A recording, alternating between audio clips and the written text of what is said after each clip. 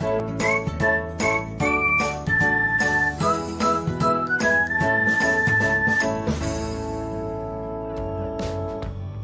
everyone, welcome back to another episode of Technologyglance.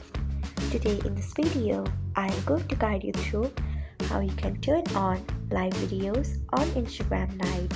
So let's get started. Firstly, open Instagram Lite app in your device.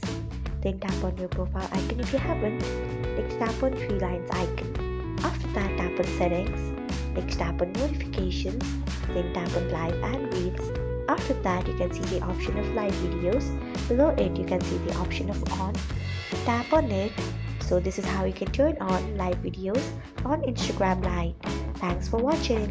If you found this guide helpful, we would love it if you hit the thumbs up button below. We upload great new tech tutorials like this one every day. So do not forget to subscribe to our channel and hit the bell icon so that you will never miss another update.